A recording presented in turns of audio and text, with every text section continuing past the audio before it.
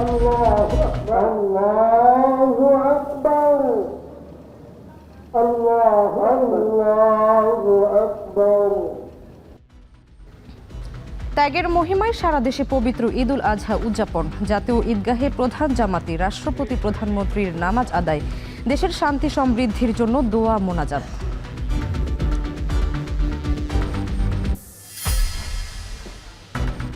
জাতীয় মসজিদ বায়তুল মোকাররমে ঈদের 5টি জামাত সম্পন্ন। মুষলধারী বৃষ্টির মধ্যেই কিশোরগঞ্জের ঐতিহাসিক শোলাকিয়া ময়দানে নামাজ আদায়।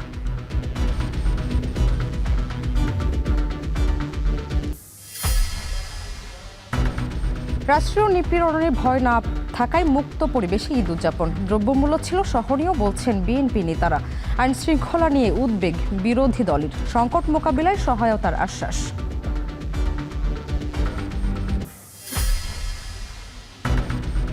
ঈদের নামাজের পর সারা দেশে আল্লাহর সন্তুষ্টি লাভের আশায় পশু কোরবানি চলছে।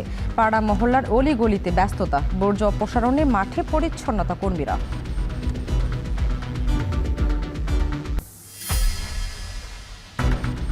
এবং হামে মৃত শিশুদের পরিবারে নেই ঈদ আনন্দ, ঘর ঝুড়ে বিষাদের সুর। 6 নবজাতকের মৃত্যুতে আদ্দিন হাসপাতালের বিরুদ্ধে কঠোর ব্যবস্থার হুঁশিয়ারি স্বাস্থ্যমন্ত্রীর।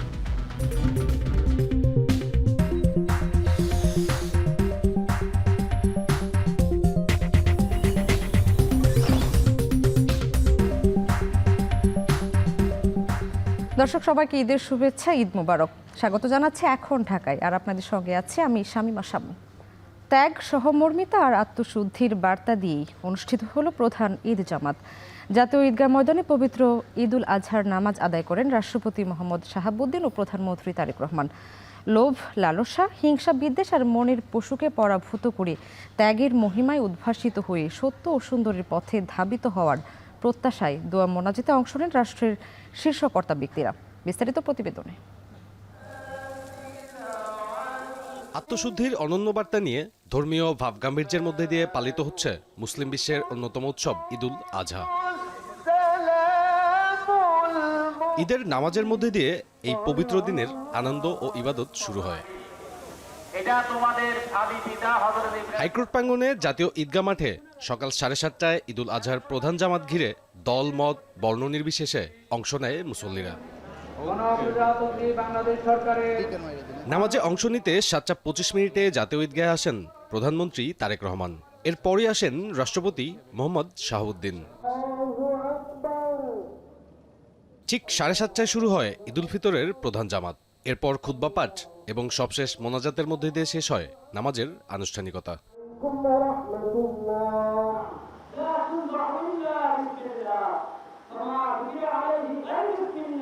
রাষ্ট্রপতি, প্রধানমন্ত্রীর পাশাপাশি মন্ত্রিপরিষদের সদস্য, বিচারপতি, রাষ্ট্রের গুরুত্বপূর্ণ ব্যক্তিরা ও বিদেশি কূটনীতিকেরা জাতীয় ঈদগাহ ময়দানের প্রধান জামাতে অংশ নেন। শুধু পশু জবাই নয়, বরং হিংসা, বিদ্বেষ, লোভ, লালসা ভুলে মনের পশুকে পরাভূত করার দীক্ষা গ্রহণের মধ্যে দিয়ে পালিত হোক আজকের এই দিন।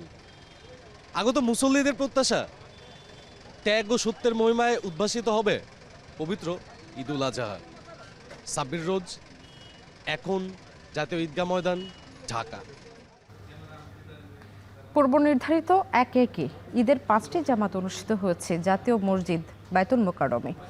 প্রথম জামাত অনুষ্ঠিত হয় সকাল 7টায়। এতে অংশ নেন রাজধানীর বিভিন্ন প্রান্ত থেকে আসা মুসল্লিরা। দেশ ও জাতির সুখ সমৃদ্ধির পাশাপাশি মুসলিম উম্মার শান্তি কামনায় প্রার্থনা করেন তারা। আরও জানাচ্ছেন সানি মৃধা। বৃষ্টি শঙ্কা উড়িয়ে ঈদের দিনের সকালটাই ছিল সূর্যের হাসি। এদিন অবশ্য ভোরের আলো ফোটার আগেই হাজির হতে থাকেন রাজধানীর বিভিন্ন প্রান্ত থেকে আসা মুসল্লিরা। ছিল আইনশৃঙ্খলা বাহিনীর কড়া নিরাপত্তা। মুসল্লিদের উপস্থিতিতে জাতীয় মসজিদে সকাল 7টায় শুরু হওয়া প্রথম জামাত পূর্ণ হয়ে যায় কানায় কানায়। ঈদের প্রথম জামাত পড়ান বায়তুল মোকাররমের জ্যেষ্ঠ ইমাম মুফতি মিজানুর রহমান। ঈদের 2 রাকাত নামাজ শেষে ক্ষমার ফরিয়াদ বান্দার। রবের কাছে 2 হাত তুলে মুসলিম উম্মার শান্তি ও কল্যাণ কামনায় করা হয় দোয়া। এ সময় যাদের আত্মত্যাগের বিনিময়ে বাংলাদেশ বিনির্মিত হয়েছে তাদের জন্য প্রার্থনা করেন মুসল্লিরা।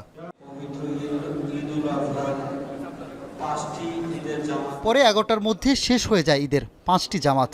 এ সময় প্রিয়জনদের সাথে নামাজ পড়তে আসা মুসল্লিরা তুলে ধরেন তাদের আনন্দের মুহূর্ত। এদিকে সকাল থেকেই রাজধানীর বিভিন্ন এলাকা থেকে ধর্মপ্রাণ মুসল্লিরা সমবেত হতে শুরু করেন জাতীয় ঈদগাহ ময়দানে। ভেদাভেদ ভুলে এক কাতারে সামিল হয়ে ভাগাভাগি করে নেন ঈদ আনন্দ। কোরবানি ও ত্যাগের এই শিক্ষা ব্যক্তি ও সমাজ জীবনে প্রতিফলিত হবে, এমনটাই প্রত্যাশা ঈদের জমায়েতে আসা মুসল্লিদের। কুরবানি ঈদের তাৎপর্যই হলো মানুষের মনের নির্মমতা, নিষ্ঠুরতা ও পশুত্বকে বিসর্জন দেয়া। সেই বিশ্বাস থেকেই পারস্পরিক ভ্রাতৃত্ববোধ স্থাপন করে নতুন এক বাংলাদেশ গড়ার প্রত্যয় ছিল ঈদের নামাজে অংশ নেয়া মুসল্লিদের। সেই সাথে ঈদের আনন্দ ও শান্তি ছড়িয়ে পড়ুক গোটা বিশ্বে। জাতীয় মসজিদ বাইতুল মোকাররম থেকে সানিম রিধা, এখন, ঢাকা। পবিত্র ঈদুল আজহার নামাজ আদায়ের পর বাবা মা, ছোট ভাই ও শ্বশুরের কবর জিয়ারত করেছেন প্রধানমন্ত্রী তারেক রহমান। সঙ্গে ছিলেন সহধর্মিণী ডাক্তার জুবাইদা রহমান। পরে স্বরাষ্ট্রমন্ত্রী বলেন, জাতীয় ঐক্যের জন্য সবাইকে সঙ্গে নিয়ে এগিয়ে যেতে চায় সরকার। আরও জানাচ্ছেন আসিফ ইকবাল খান। ত্যাগের ঈদ, তবুও এই সকাল যেন শুধু উৎসবের নয়, স্মৃতি আর শূন্যতারও। তাই তো জাতীয় ঈদগাহে হাজারো মানুষের সঙ্গে ঈদের নামাজ আদায় শেষে বাবা শহীদ রাষ্ট্রপতি জিয়াউর রহমান ও মা সাবেক প্রধানমন্ত্রী বেগম খালেদা জিয়ার কবর জিয়ারতে প্রধানমন্ত্রী তারেক রহমান। বৃহস্পতিবার সকালে জাতীয় ঈদগাহে ঈদের নামাজ আদায় শেষে সকাল 8টা 38 মিনিটে সহধর্মিণী ডাক্তার জুবাইদা রহমানকে সঙ্গে নিয়ে শেরেবাংলা নগরে বাবা মায়ের সমাধিস্থলে যান প্রধানমন্ত্রী। প্রথমে প্রধানমন্ত্রী একান্তে কবর জিয়ারত করেন, পরে ফাতেহা পাঠ ও বিশেষ মোনাজাতে অংশ নেন। এরপর বিএনপি নেতাদের সঙ্গে নিয়ে বাবা মায়ের কবরে শ্রদ্ধা জানান তারেক রহমান। পরে নেতাকর্মীদের সঙ্গে নিয়ে কবরে পুষ্পস্তবক অর্পণ করেন তিনি। শ্রদ্ধা নিবেদন শেষে প্রধানমন্ত্রীর রাজনৈতিক উপদেষ্টা রুহুল কবির রিজভী বলেন, গোটা জাতি ও বিশ্ব মুসলিম উম্মাকে ঈদের শুভেচ্ছা জানিয়েছেন প্রধানমন্ত্রী তারেক রহমান। প্রতি বছরই ঈদুল ফিতর এবং ঈদুল আজহা উপলক্ষে আগে যেমন দেশনেত্রী বেগম খালেদা জিয়া সমস্ত কর্মসূচির মধ্যে মাজারে তিনি আসতেন, ফাতেহা পাঠ করতেন, শ্রদ্ধার্ঘ্য নিবেদন করতেন, ঠিক একইভাবে তার জ্যেষ্ঠ পুত্র এবং বর্তমানে দেশের অত্যন্ত জনপ্রিয় রাষ্ট্রনায়ক জনাব তারেক রহমান, দেশের প্রধানমন্ত্রী, তিনিও এসেছেন সেই পদাঙ্ক অনুসরণ করে। বাংলাদেশ জাতীয়তাবাদী দল এবং দলের চেয়ারম্যান এবং প্রজাতন্ত্রী বাংলাদেশ সরকারের প্রধানমন্ত্রী জনাব তারেক রহমানের পক্ষ থেকে আপনাদেরকে এবং আপনাদের মাধ্যমে সারা জাতিকে আবারও পবিত্র ঈদুল আজহার শুভেচ্ছা জানাচ্ছি। পরে বনানী কবরস্থানে ছোট ভাই আরাফাত রহমান কোকোর কবরে যান প্রধানমন্ত্রী। সেখানে ফাতেহা পাঠ ও মোনাজাতে অংশ নেন তিনি। এরপর বনানী সামরিক কবরস্থানে শ্বশুর রিয়ার অ্যাডমিরাল মাহবুব আলী ও পিলখানা হত্যাকাণ্ডে নিহতদের আত্মার শান্তি কামনা করে দোয়া করেন প্রধানমন্ত্রী। আসিফ ইকবাল খান, এখন, ঢাকা। দেশের শান্তি, সমৃদ্ধি ও জাতীয় ঐক্যের জন্য সবাইকে সঙ্গে নিয়ে সামনে এগিয়ে যেতে চায় সরকার। বনানী কবরস্থানে ছোট ভাই আরাফাত রহমান কোকোর কবরে প্রধানমন্ত্রীর শ্রদ্ধা জানানো শেষে এ কথা বলেন স্বরাষ্ট্রমন্ত্রী সালাউদ্দিন আহমেদ। বলেন, মুসলিম উম্মার শান্তি, সমৃদ্ধি, দেশের উন্নয়ন, অগ্রগতির জন্য দোয়া চেয়েছেন প্রধানমন্ত্রী। আমরা সবাই আজকের দিনে একটি বার্তা দিতে চাই, বাংলাদেশের এই জাতীয় ঐক্যের জন্য, সমৃদ্ধির জন্য, এবং আমরা সবাই যাতে ঐক্যবদ্ধভাবে এই জাতির কল্যাণে সবাইকে নিয়ে আমরা সামনের দিকে এগিয়ে যেতে পারি। কারণ আমাদের স্লোগান একটা, সবার আগে বাংলাদেশ। আমরা করব কাজ, গর্ব দেশ, সবার আগে বাংলাদেশ। এই নীতিতে বিশ্বাস করে আমরা সবাইকে নিয়ে ঐক্যবদ্ধভাবে এগিয়ে যেতে চাই এবং মহান আল্লাহর দরবারে আমরা সেজন্য দোয়া করেছি, প্রার্থনা করেছি। দিনাজপুরের ঐতিহাসিক গৌড়ের শহীদ বড় ময়দানে ধর্মীয় ভাবগাম্ভীর্যের সাথে পবিত্র ঈদুল আজহার প্রধান জামাত অনুষ্ঠিত হয়েছে। সকাল থেকে দিনাজপুর সহ আশপাশের বিভিন্ন জেলা ও উপজেলা থেকে মুসল্লিরা দলে দলে সমবেত হন ঈদগাহ ময়দানে। এদিকে মুষলধারে বৃষ্টির মধ্যে কিশোরগঞ্জের ঐতিহাসিক শোলাকিয়া ময়দানে নামাজ আদায় করেন মুসল্লিরা। এবার অনুষ্ঠিত হয়েছে শোলাকিয়ার 199তম ঈদ জামাত। বিস্তারিত প্রতিবেদনে। কিশোরগঞ্জের শোলাকিয়ায় সকাল 9টায় ঈদের জামাত শুরু হয়। প্রতি বছর ঐতিহ্যবাহী এই ঈদগাহ ময়দানে লাখ লাখ মানুষ অংশ নিলেও এবার বৈরী আবহাওয়ায় উপস্থিতি ছিল অনেক কম। ঈদ জামাতে ইমামতি করেন মুফতি আবুল খায়ের মোহাম্মদ সাইফুল্লাহ। ঈদের জামাতকে ঘিরে প্রশাসনের পক্ষ থেকে নেওয়া হয় 4 স্তরের নিরাপত্তা ব্যবস্থা। দিনাজপুরে গোড়ে শহীদ বড় ময়দানে ঈদ জামাতে অংশ নেন হাজারো ধর্মপ্রাণ মুসল্লি। ইমামতি করেন মাওলানা মতিউর রহমান কাশেমি। দক্ষিণ এশিয়ার সর্ববৃহৎ এই বড় মাঠে লাখো মানুষের সাথে এক জামাতে নামাজ আদায় করে আমি আনন্দিত ও উল্লসিত। সকলের শান্তি কামনা করি, সারা বাংলাদেশের মানুষ যাতে একসাথে সবাই মিলেমিশে থাকতে পারি এই কামনা। ঈদের জামাতকে কেন্দ্র করে নেওয়া হয় কয়েক স্তরের কঠোর নিরাপত্তা ব্যবস্থা। মাঠ জুড়ে ছিল পুলিশ, বিজিবি, র্যাব ও আইন শৃঙ্খলা বাহিনীর সদস্যরা। খুবই আলো ঝলমলে পরিবেশে দিনাজপুর জেলার বিভিন্ন এলাকা থেকে এখানে হাজারো মানুষ ঈদুল আজহার নামাজ এখানে আদায় করেছেন। আল্লাহ তাআলার দরবারে অশেষ শুকরিয়া। ঈদের জামাতটা সুন্দর এবং সুশৃঙ্খল পরিবেশে একটা জামাত অনুষ্ঠান।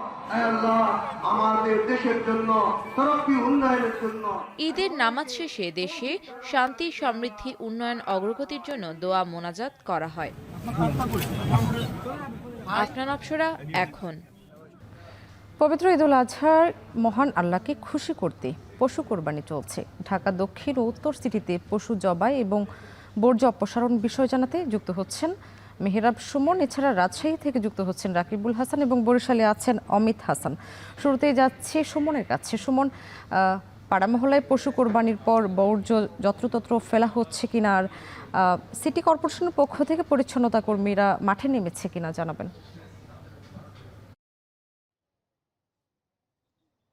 সকাল থেকেই কুরবানির যে পশু সেটি জবাই হয়ে গেছে এবং এর যে বর্জ্য সেটি এখন পরিষ্কার করে ধানমন্ডিতে যে ডাম্পিং স্টেশনটি আছে সেখানে ফেলা হচ্ছে। এখানে মূলত হচ্ছে আপনার ঢাকার ধানমন্ডি, হাজারীবাগ, মোহাম্মদপুর, কলাবাগানের যত বজ্র আছে সেখানে ঢাকা দক্ষিণ সিটি কর্পোরেশনের পক্ষ থেকে এখানে বজ্রগুলো ফেলা হচ্ছে। আপনারা দেখতে পাচ্ছেন যে এখানে তাদের কর্মযোগ্য চলছে এবং সকাল থেকে আমরা দেখতে পেয়েছি, আমরা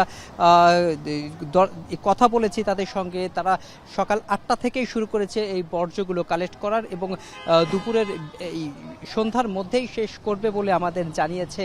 এখন আপনারা দেখতে পাচ্ছেন যে এখানে বিভিন্ন স্থান থেকে ময়লা এসে এখানে ফেলা হচ্ছে এবং এখান থেকেই পরবর্তীতে তারা অন্যত্র কোথাও নিয়ে যাওয়ার চেষ্টা করছে। আপনারা এখন দেখতে পাচ্ছেন যে এখানে কি পরিমাণ ময়লা স্তূপ হয়ে আছে ঢাকার বিভিন্ন স্থান থেকে। এই ঢাকা দক্ষিণ সিটি কর্পোরেশনের যতগুলো জায়গা আছে সেখান থেকে এখানেই মূলত ধানমন্ডির আশেপাশে যে এলাকা আছে যেখানে ফেলা হচ্ছে এখান থেকে এবার নিয়ে চলে যাবে অন্যত্র, সেখানে গিয়ে তারা ই করবে। এখন আপনারা আমি যেটি জানাচ্ছিলাম যে ঢাকার বিভিন্ন স্থান থেকেই তারা মূলত আনা শুরু করেছে। আমরা কিছু কর্মীর সঙ্গে কথা বলেছি এবং তারা যেটি জানিয়েছে যে তারা দুপুরের মধ্যে যতটুকু চেষ্টা করবে এই ময়লা সরানো যায় তারা করবে।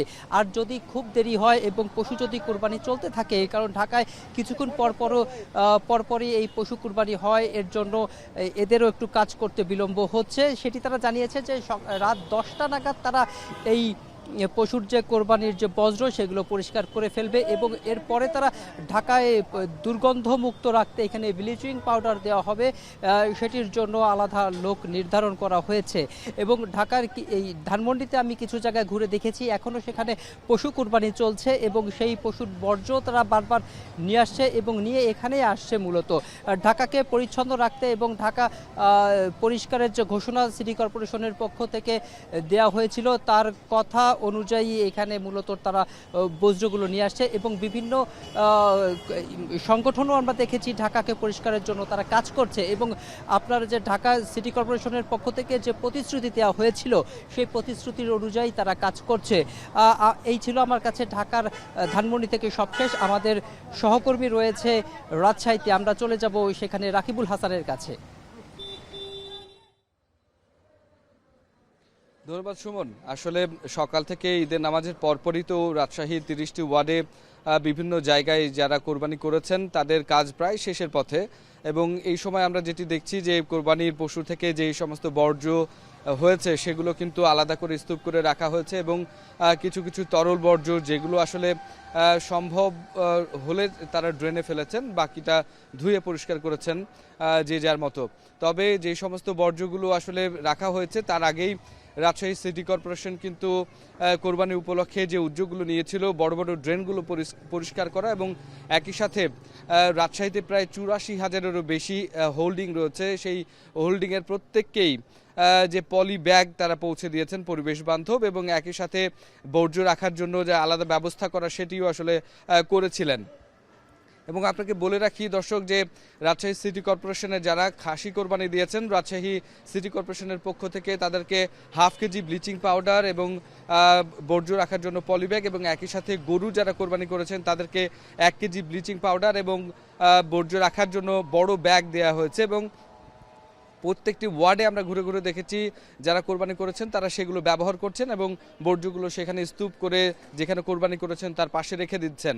রাজশাহী সিটি কর্পোরেশনে বর্জ্য অপসারণের বেশ কয়েকটি ধাপ রয়েছে, তার মধ্যে প্রথমত আসলে সকাল থেকে যেটি হয় যে গৃহস্থালির যে সমস্ত বর্জ্যগুলো হয় এবং কোরবানির যে বর্জ্যগুলো হবে সেগুলো ওয়ার্ড পর্যায়ে আসলে ভ্যানে ভ্যানে সংগ্রহ করা হবে এবং পরবর্তীতে সেটি প্রত্যেকটি ওয়ার্ডে অর্থাৎ 30টি ওয়ার্ডে যে সেকেন্ডারি ডাস্টবিনগুলো রয়েছে সেই সেকেন্ডারি ডাস্টবিনগুলো গিয়ে আসলে ডাম্পিং করা হবে এবং পরবর্তীতে বিকেল 4টা থেকে সেকেন্ডারি ডাস্টবিনগুলো থেকে নিয়ে গিয়ে সরাসরি সিটি কর্পোরেশনের যে ডাম্পিং পয়েন্ট আছে সেখানে আসলে ফেলা হবে। সুতরাং এখন পর্যন্ত আমরা যেটি লক্ষ্য করছি যে ওয়ার্ড পর্যায়ে যারা কর্মীরা রয়েছেন পরিচ্ছন্নতা কর্মী তারা রক্ত এবং অন্যান্য যে সমস্ত বর্জ্য আছে সেগুলো ধুয়ে মুছে পরিষ্কার করছেন এবং একই সাথে যেগুলো কঠিন বর্জ্য আছে পলিথিনে রাখা আছে সেগুলো কিন্তু তারা অপসারণ করার জন্য ইতিমধ্যে ভ্যান সহ কাজে নেমেছেন এবং সেটি ধীরে ধীরে কিন্তু প্রত্যেকটি ওয়ার্ড থেকে পাড়া মহল্লা গলিপথ থেকে সেগুলো নিয়ে যাওয়া হবে সেকেন্ডারি ডাস্টবিনে এবং সে নিয়ে যাওয়ার কাজ কোনো কোনো জায়গায় শুরু হয়েছে। যেমন আমরা রাজশাহীর 5 নম্বর ওয়ার্ডে কিন্তু আসলে দেখেছি যে ওয়ার্ড পর্যায় থেকে নিয়ে সেটি ভেড়িপাড়া যে সেকেন্ডারি ডাস্টবিন রয়েছে সেখানে আসলে ফেলা হচ্ছে এবং একইভাবে প্রত্যেকটি ওয়ার্ডের যে সমস্ত সেকেন্ডারি ডাস্টবিনগুলো রয়েছে সেখানে কিন্তু আসলে ফেলা হচ্ছে। অর্থাৎ প্রায় 8 ঘন্টার মধ্যে রাজশাহী সিটি কর্পোরেশনের প্রশাসক যে কথা দিয়েছেন নগরবাসীকে সেই বর্জ্য অপসারণ করা হবে এবং সেটির কাজ আমরা লক্ষ্য করছি, দেখা যাক সেটি সন্ধ্যা নাগাদ আসলে কতদূর পরিচ্ছন্নতায় পৌঁছায়। তো একই অবস্থা কিন্তু বরিশালেও কোরবানি দেওয়ার পরে যে বর্জ্যগুলো হয়েছে সেটি নিশ্চয়ই ব্যবস্থাপনায় নানা ধরনের উদ্যোগ গ্রহণ করা হয়েছে। এই খবর জানবো, সেখানে আছেন আমাদের সহকর্মী অমিত। অমিত, একটু জানাবেন এ বিষয়ে আসলে বরিশাল সিটি কর্পোরেশন কি উদ্যোগ নিয়েছে? রাকিব, একটু জানিয়ে রাখি যে বরিশালে ঈদের নামাজ শেষ হওয়ার পরে যারা কোরবানিদাতা রয়েছে তারা কিন্তু নগরীর বিভিন্ন জায়গায় বিশেষ করে সড়কের পাশে কিংবা বাসাবাড়ির সামনে তারা কিন্তু সেই কোরবানিটি দিয়েছেন এবং সেই এই কোরবানির যে গোশত সেটি কিন্তু এখন কাটাকুটির কার্যক্রম চলছে, সেটিও প্রায় শেষের দিকে এবং সিটি কর্পোরেশন থেকে বলা হয়েছে এবং যে ময়লা যেগুলো রয়েছে কিংবা বর্জ্য যেগুলো রয়েছে সেগুলো নির্দিষ্ট স্থানে রাখার তারা সিটি কর্পোরেশনের যারা পরিচ্ছন্নতা কর্মী রয়েছে তাদের মাধ্যমে সেগুলো একটি জায়গায় কিংবা ডাম্পিং স্টেশন যেখানে রয়েছে সেখানে নিয়ে যাওয়ার ব্যবস্থা করবে এবং সিটি কর্পোরেশনের যিনি প্রশাসক রয়েছেন তার সাথে আমরা কথা বলেছি, তিনি বলছেন যে কোরবানি যাতে সুষ্ঠু সুন্দরভাবে পরিচালনা হয় সেক্ষেত্রে সব ধরনের ব্যবস্থা নেওয়া হয়েছে, বিশেষ করে বর্জ্য ব্যবস্থাপনার যে কার্যক্রমটি সেটি তারা কিন্তু হাতে নিয়েছে এবং কোরবানির আগে থেকেই তারা কিন্তু ওয়ার্ডে ওয়ার্ডে সেটি ঘোষণা দিয়েছেন। একটু জানিয়ে রাখি, বরিশাল মহানগরীর 30টি ওয়ার্ডে 202টি জায়গা নির্ধারণ করা হয়েছে যেখানে কোরবানির পশু জবাই করা হবে, কিন্তু আসলে যারা নগরবাসী রয়েছেন তারা সেই জায়গাগুলো দূরে হওয়ার কারণে নিজের যে সুবিধা মতো জায়গায় কোরবানি করেছেন এবং প্রতিটি ওয়ার্ডেই আমরা দেখেছি যে সিটি কর্পোরেশন থেকে একটি করে বস্তা এবং যে ব্লিচিং পাউডার রয়েছে সেগুলো কিন্তু সরবরাহ করা হয়েছে যাতে ময়লাগুলো একটি জায়গায় থাকে, সেখান থেকে সংগ্রহ করতে সুবিধা হয় এবং খুব দ্রুত সময়ের মধ্যে সেগুলো অপসারণ করা যায়, যার কারণে কিন্তু এই ব্যবস্থাটি গ্রহণ করেছে সিটি কর্পোরেশন। একটু জানিয়ে রাখি, দুপুর 2টা নাগাদ কিন্তু তারা আনুষ্ঠানিকভাবে যে বর্জ্য ব্যবস্থাপনা কিংবা বর্জ্য অপসারণের কার্যক্রমটি সেটি পরিচালনা করবে নগরীর বগুড়া রোডে এবং তারা জানিয়েছেন যে এখানে প্রায় 700-র অধিক যারা পরিচ্ছন্নতা কর্মী রয়েছেন তারা নিয়োজিত থাকবেন এবং এছাড়া বিভিন্ন ধরনের লোডার ট্রাক, ডাম্পিং ট্রাক যেগুলো রয়েছে সেগুলো কিন্তু এখানে ব্যবহার করা হবে। এছাড়া নগরীর যে পাড়া মহল্লাগুলো রয়েছে, ছোট ছোট অলিগুলি রয়েছে, সেখানে যে বক্স ভ্যানগুলো রয়েছে সেই ভ্যানের মাধ্যমে তারা কিন্তু বর্জ্যগুলো সংগ্রহ করছে, সেগুলো নিয়ে একটি জায়গায় স্তূপ করে রাখা হবে, সেখান থেকেই কিন্তু মূলত বড় ট্রাকে সেগুলো ডাম্পিং স্টেশনে নিয়ে যাওয়া হবে, এমনটি বলছেন বরিশাল সিটি কর্পোরেশনের যারা কর্তৃপক্ষ রয়েছেন। এবং ইতিমধ্যে আমরা দেখেছি যে নগরীর যে জায়গাগুলোতে কোরবানির পশু জবাই করা হয়েছে রয়েছে সেখানে কিন্তু নিজ উদ্যোগেই যারা কোরবানি দাতা রয়েছেন তারা পরিষ্কারের যে কার্যক্রমটি সেটি পরিচালনা করছেন এবং যে ময়লাগুলো রয়েছে সেগুলো পরিষ্কার করে ড্রেনের মধ্যে ফেলা হচ্ছে এবং সিটি কর্পোরেশন কিন্তু কোরবানির আগে থেকেই নগরীর যে ড্রেনগুলো রয়েছে সেগুলো পরিষ্কার করে রাখা হয়েছে যাতে কোনো জায়গায় কোনো ধরনের সমস্যা না হয়। সব মিলিয়ে বলা যায় যে বরিশালে আনন্দমুখর পরিবেশেই কিন্তু কোরবানি দাতারা কোরবানির কার্যক্রমটি সম্পন্ন করছেন এবং বর্জ্য ব্যবস্থাপনার দিকে কিন্তু সিটি কর্পোরেশন আলাদাভাবে নজরদারি দিচ্ছে বলে জানিয়েছেন সিটি কর্পোরেশন কর্তৃপক্ষ। তো বরিশাল থেকে এই ছিল আমার কাছে সবশেষ। আমি পশু কোরবানি শেষে বর্জ্য ব্যবস্থাপনার বিষয়ে খবর জানাচ্ছিলেন আমাদের সহকর্মীরা। এদিকে ময়মনসিংহ ও চট্টগ্রামে পশু কোরবানি শেষে শুরু হচ্ছে বর্জ্য অপসারণ। সে খবর জানাতে চট্টগ্রাম থেকে যুক্ত হচ্ছেন ফয়সাল করিম এবং ময়মনসিংহ থেকে যুক্ত হয়েছেন ইমতিয়াজ আহমেদ। শুরুতেই যাচ্ছি ফয়সালের কাছে। ফয়সাল, চট্টগ্রামে পশু কোরবানি শেষে বর্জ্য অপসারণ শুরু হয়েছে কিনা, সিটি কর্পোরেশন কর্তৃপক্ষ কি ব্যবস্থা নিয়েছে?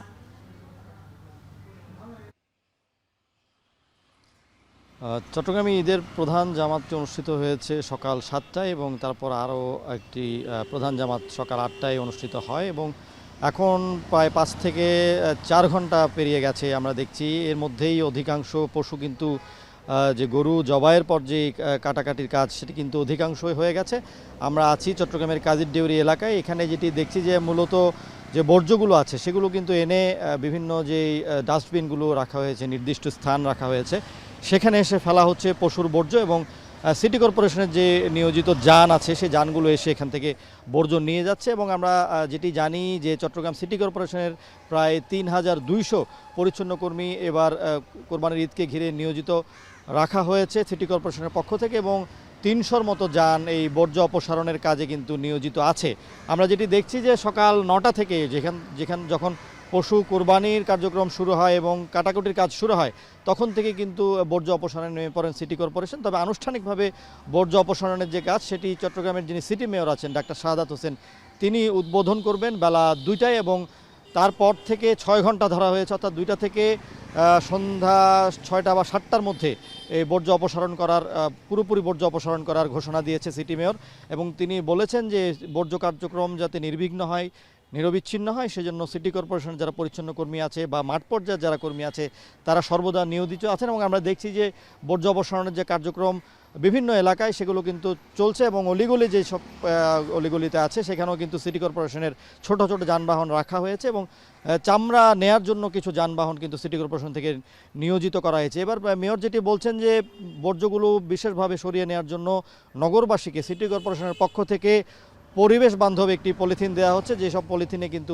নগরবাসী বর্জ্য সংরক্ষণ করে তারপর সিটি কর্পোরেশনের কর্মীদের হাতে সেটি তুলে দিচ্ছেন। আমরা চলে যাচ্ছি ময়মনসিংহে, সেখানে আছেন আমাদের সহকর্মী ইমতিয়াজ আহমেদ, তিনি জানাবেন সেখানকার বর্জ্য অপসারণ কার্যক্রমের সবশেষ। ফয়সাল, ইতিমধ্যে কিন্তু ময়মনসিংহের যে কোরবানির পশুর বর্জ্য সেটি কিন্তু অপসারণের কার্যক্রম শুরু হয়ে গেছে। একটু জানিয়ে রাখতে চাই এই সিটি কর্পোরেশন এলাকায় 16,000-এর মতো পশু কোরবানি হয়েছে 550টি স্পটে এবং সেখানে ইতিমধ্যে কিন্তু 800 পরিচ্ছন্নতা কর্মী যারা নিয়োজিত রয়েছে তারা ইতিমধ্যে সেগুলো পরিষ্কার পরিচ্ছন্নতা শুরু করে দিয়েছেন। আমরা এই মুহূর্তে যেহেতু ময়মনসিংহ নগরীর চরপাড়া এলাকায় আছি, এইখানে আমরা ময়মনসিংহ সিটি কর্পোরেশনের প্রশাসক রুকনুজ্জামান সরকারকে পেয়েছি। আমরা তাকে একটু জানতে চাই সার্বিকভাবে ময়মনসিংহ সিটি কর্পোরেশনের বর্জ্য ব্যবস্থাপনা নিয়ে সার্বিকভাবে কি কলেবরে সাজিয়েছে একটু যদি জানাতেন। ধন্যবাদ আপনাকে। আপনি দেখতেছেন আমরা ইতিমধ্যে বর্জ্য পরিষ্কার কাজ শুরু করে দিয়েছি। আমরা আশা করি বিকাল 5টার ভিতরেই ময়মনসিংহ সিটিতে কোথাও আর বর্জ্য থাকবে না। যদি অলিগলিতে থাকে সেই সন্ধ্যার মধ্যে আমরা পরিষ্কার করে দিব। মাননীয় প্রধানমন্ত্রী সারা বাংলাদেশ তদারকি করছেন সকল সিটি কর্পোরেশনে। কিছুক্ষণ আগে আমাকে খোঁজ নিয়েছেন বর্জ্যের কী অবস্থা। আমরা বলতেছি আমরা ফিল্ডে আসি, আমরা মানুষকে আহ্বান জানাচ্ছি যাতে মানুষ বর্জ্যগুলো একটু পলিথিনে দিয়ে দেয়, তাহলে আমরা পারবো এবং ময়মনসিংহ শহরে কোথাও কোনো জায়গায় কোনো বর্জ্য ইনশাল্লাহ সন্ধ্যার আগে সব পরিষ্কার দেবো ইনশাল্লাহ। ধন্যবাদ আপনাকে ধন্যবাদ। আপনাকে ধন্যবাদ। আমরা শুনছিলাম যে বর্জ্য ব্যবস্থাপনা নিয়ে বিস্তারিত জানাচ্ছিলেন যে সিটি কর্পোরেশনের প্রশাসক। ইতিমধ্যে আমরা দেখতে পেয়েছি যে সিটি কর্পোরেশনের যে গাড়ি রয়েছে পরিচ্ছন্নতা কর্মীদের, সেই গাড়িটি কিন্তু এখানে এসেছেন এবং এখানে যে কোরবানির যে বর্জ্যগুলো সেগুলো কিন্তু সেই বর্জ্যগুলো কিন্তু যারা পরিচ্ছন্নতা কর্মী রয়েছেন তারা এখানে পরিষ্কার করছেন। ময়মনসিংহ সিটি কর্পোরেশনের 800 পরিচ্ছন্নতা কর্মী ইতিমধ্যেই সকাল থেকে কাজ করছেন এবং যেটা প্রশাসক আমাদেরকে জানিয়েছেন সিটি কর্পোরেশনের যে দুপুর 3টা থেকে সন্ধ্যা 6টার মধ্যেই কিন্তু ময়মনসিংহ শহরের যত কোরবানি বর্জ্য রয়েছে সেগুলো তারা সম্পূর্ণ অপসারণ করবেন। এবং পাশাপাশি আমরা সকাল থেকে দেখেছি বিভিন্ন যে কোরবানির স্পটগুলো রয়েছে সেখানে বস্তা এবং ব্লিচিং পাউডারগুলো ছিটিয়ে রাখা হয়েছে বা সেগুলো দেওয়া হয়েছে পর্যাপ্ত পরিমাণ। এবং তিনি অনুরোধ করছেন যে কোথাও যেন মানে কোনো ড্রেনে যেন এই বর্জ্যগুলো ফেলা না হয়। তো সব মিলিয়ে ময়মনসিংহে এখন পর্যন্ত আমরা দেখতে পেরেছি যে 12টার ঠিক পর থেকে কিন্তু বর্জ্য ব্যবস্থাপনা অপসারণের কাজ শুরু হয়েছে। বর্জ্য অপসারণের খবর জানাচ্ছিলেন ময়মনসিংহ থেকে ইমতিয়াজ আহমদ এবং চট্টগ্রাম থেকে যুক্ত হয়েছিলেন ফয়সাল করিম। ঈদুল আজহার দিনে কোরবানির পশুর কাঁচা চামড়া সংগ্রহে সরগরম রাজধানীর সায়েন্স ল্যাবের এলাকা। মৌসুমি ব্যবসায়ী, মসজিদ, মাদ্রাসা কর্তৃপক্ষ চামড়া নিয়ে আসছে সায়েন্স ল্যাবে। সবশেষ খবর জানাতে যুক্ত হচ্ছেন জাবেদ আব্দুল্লাহ। জাবেদ, সায়েন্স ল্যাবে চামড়া কেনা বেচার সবশেষ কি পরিস্থিতি দেখছেন?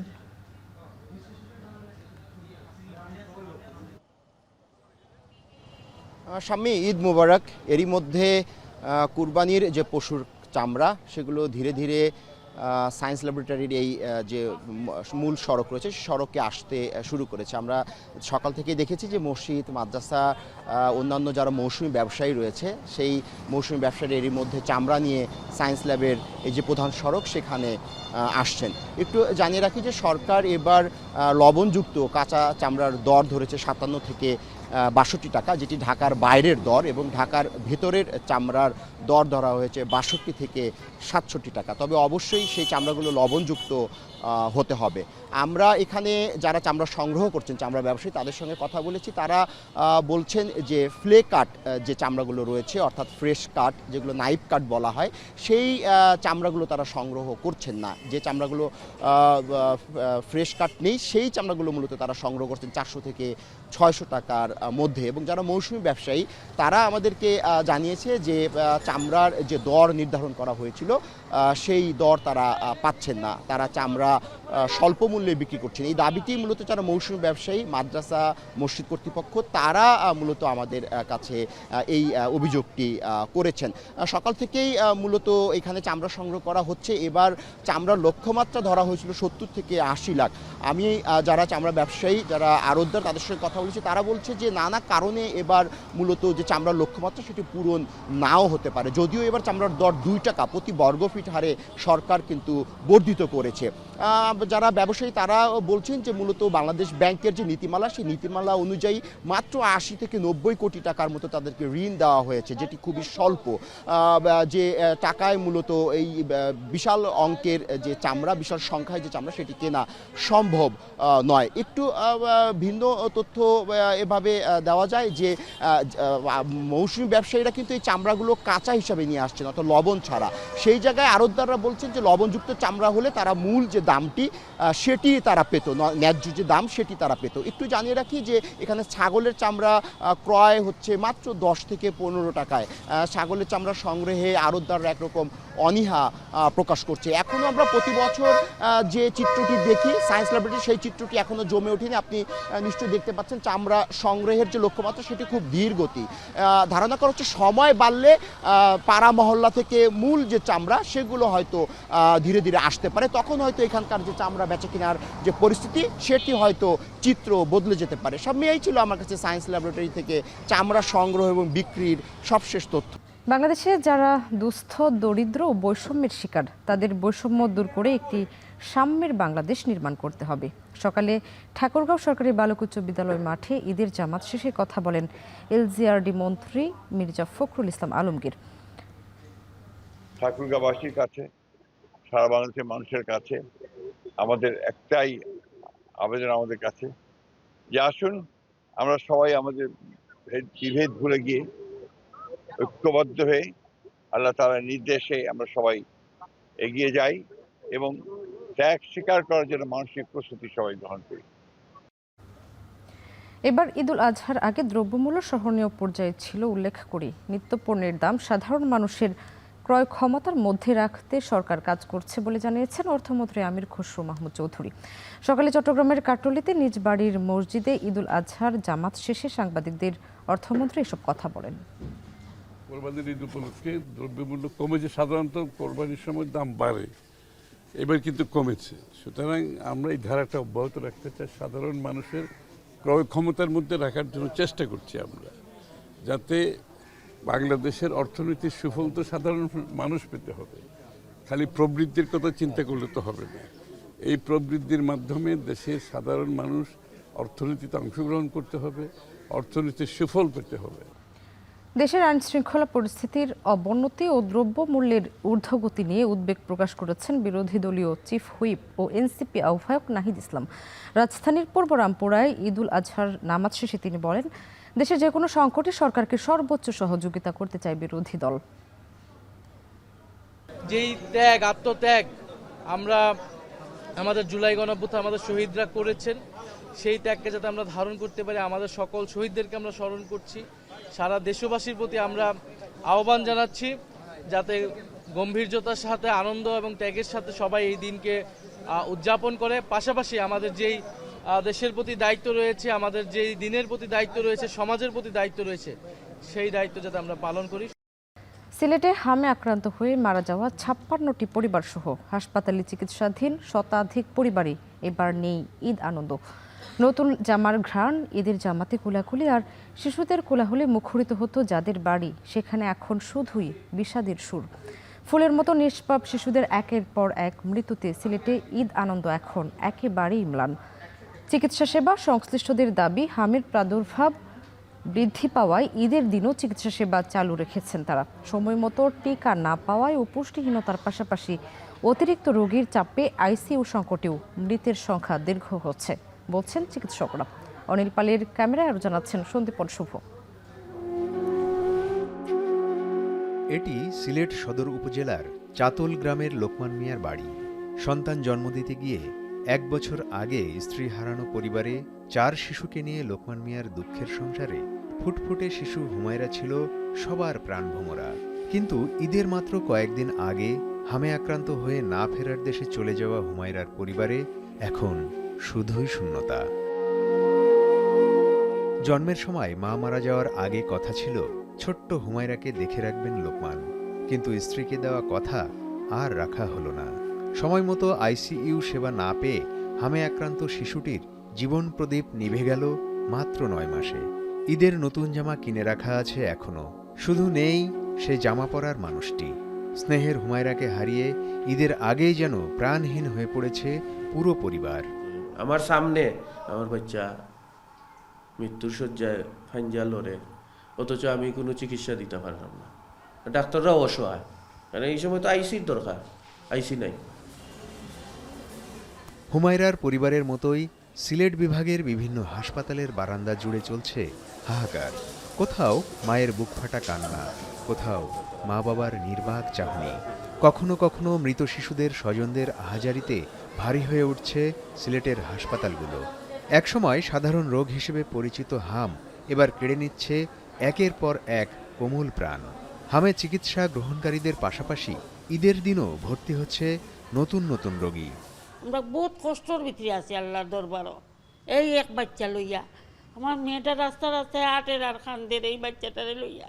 শ্বাসকষ্ট আর হাসি আর হাম বেশি, অত্যন্ত বেশি কারণে আমরা দ্রুতই কেন পৌঁছেছি। পহলা হালকা হালকা জ্বর আসছিল, অনেক অতিরিক্ত জ্বরের বাদে হাম বাড়াইয়া মুখ গা ইয়ে কিচ্ছু খায় না, আজকে 9 দিন হয়ে গেছে।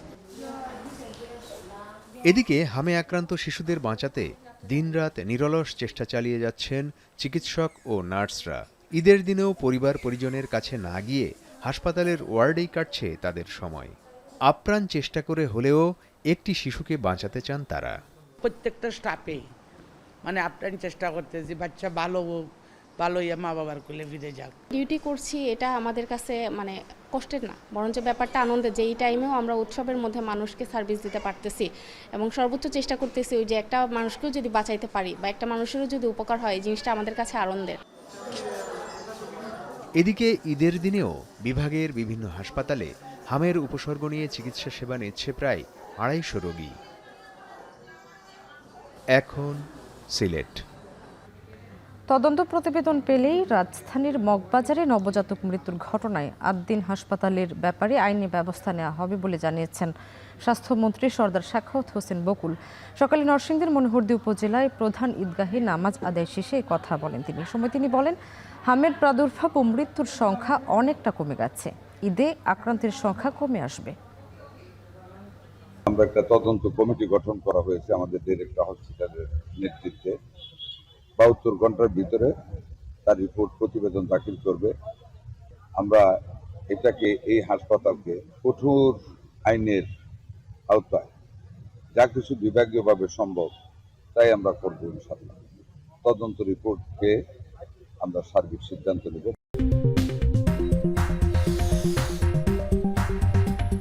বিরতির পর স্বাগত আরও একবার। দেখছেন এখন ঢাকা।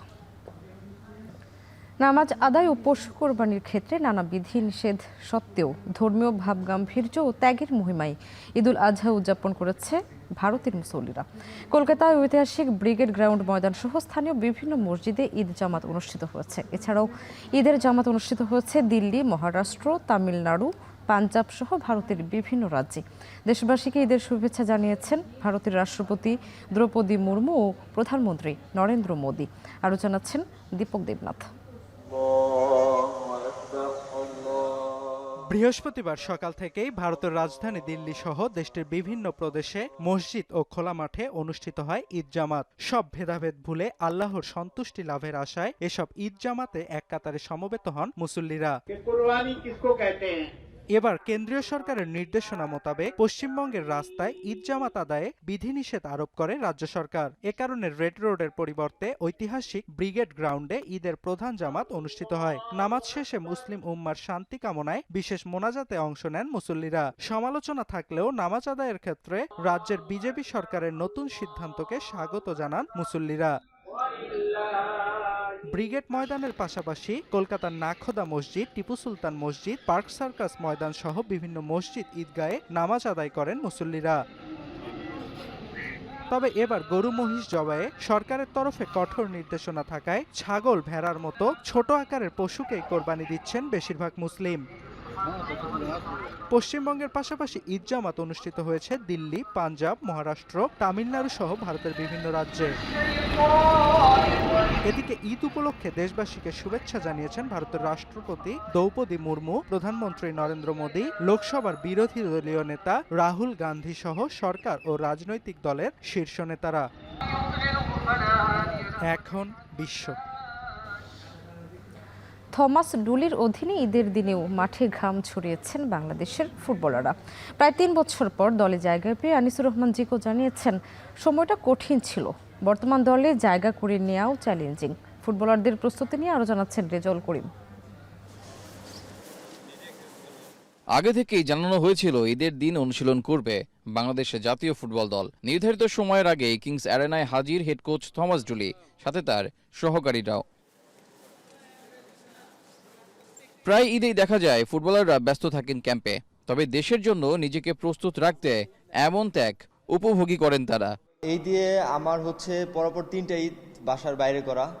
এট the end of the day আমরা যখন টিম মেম্বার সবাই একসাথে মিলে, এটাও আমাদের একটা ফ্যামিলি আমাদের কাছে এখন হয়ে গেছে। সো ভালোই লাগছে, ভালো লাগছে, এই মোমেন্টগুলো এনজয় করছি। এটা আমাদের মুসলিমদের জন্য অবশ্যই আনন্দের দিন। ফ্যামিলির সাথে করতে পারতেছি না, একটু খারাপ লাগতেছে, কিন্তু দেশের জন্য ত্যাগ স্বীকার করতে হবে। এর আগে অনেকবার করছি।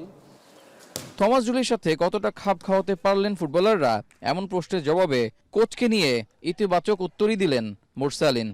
খুব ফ্রেন্ডলি, ভুল হলে আমাদেরকে খুব সুন্দর করেই যেন আমরা তাড়াতাড়ি ওইটা কানেক্ট করতে পারি, ওইটা আমাদেরকে শেখাচ্ছে। তো আমি আশা করছি আমরা ভালো করবো আর কি।